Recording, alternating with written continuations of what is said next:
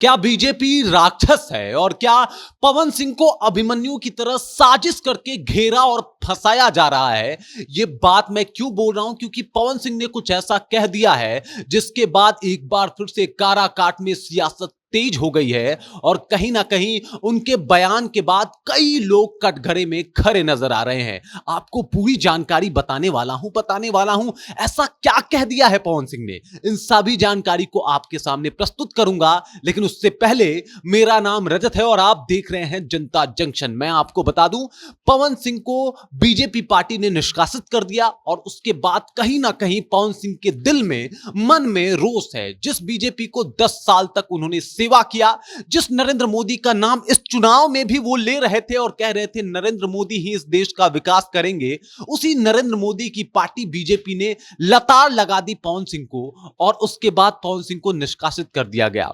निष्कासित करते हुए बीजेपी ने कहा, बीजेपी कहती है कि चुनाव में आप राजग के अधिकृत प्रत्याशी के विरुद्ध चुनाव लड़ रहे हैं और आपका यह कार्य दल विरोधी है, जिससे पार्टी की छवि धूमिल होती है तथा पार्टी अनुशासन के विरुद्ध अपने ये कार्य किया है। अतः आपको दल विरोधी इस कार्य के लिए पार्टी प्रदेश अध्यक्ष के आदेशानुसार पार्टी से निलंबित किया जाता है। जिसके बाद सियासत तेज हो जाती है और कहीं ना कहीं पवन सिंह के मन में वो मलाल तो होगा कि जिस पार्टी के वो स्टार प्रचारक थे, कई सभाएं कर चुके थे और बीजेपी के लिए घूम घूम के वोट मांग चुके थे, अब वही पार्टी उनको निष्कासित कर देगी। और उसका दुख उन्होंने व्यक्त किया एक्स हैंडल पे जाके। उन्होंने लिखा जो लिखा, उसके बाद और सियासत तेज हो गई। सबसे पहले उन्होंने जो प्रतिक्रिया दी, जो उनका पोस्ट आ रहा है सामने, वो कुछ ये है। उन्होंने कहा कि अपना कर्तव्य हम निभाएंगे और काराकाट को नया बनाएंगे। यहां तक तो कोई बवाल नहीं था, कोई मैटर नहीं था, कोई समस्या नहीं थी।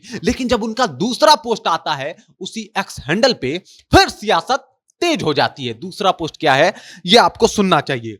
दूसरा पोस्ट वो करते हैं कि कल भी महाभारत में अभिमन्यु अकेला था और कृष्ण और पांडव के होते हुए चक्रव्यूह में घेर के राक्षसों ने मारा था, और आज भी रण में अभिमन्यु अकेला है लेकिन जनता उसके साथ है। अब इस मामले में क्लियर तो हो गया कि अभिमन्यु पवन सिंह है, लेकिन राक्षसों ने घेर के मारा था, वो भी तुरंत जब उन्हें बीजेपी निष्कासित कर देती है तब वो ये बयान देते हैं। तो ये राक्षसों ने घेर के किसने मारा, मतलब क्या, किसको ये टारगेट कर रहे हैं?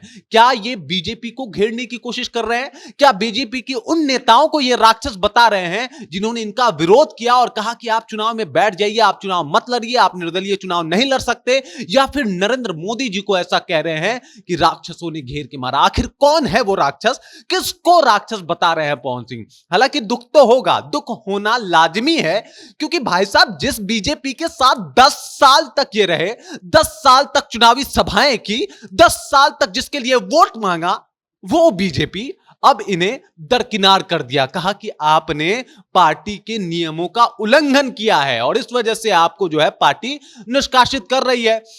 अब निष्कासित होने के बाद जो इनको दुख, जो पीड़ा, जो तकलीफ, जो वेदना, जो संवेदना इनको हुई है, वो खासा अलग है और इस वजह से परेशान है पवन सिंह।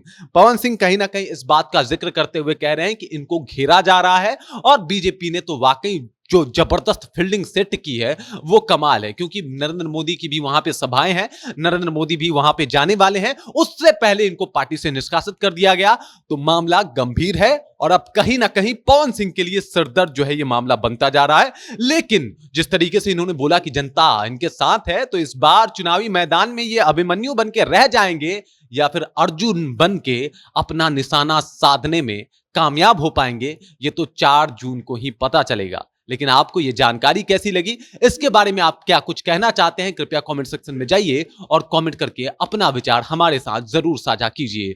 बाकी मेरा नाम रजत है और आप देख रहे हैं जनता जंक्शन।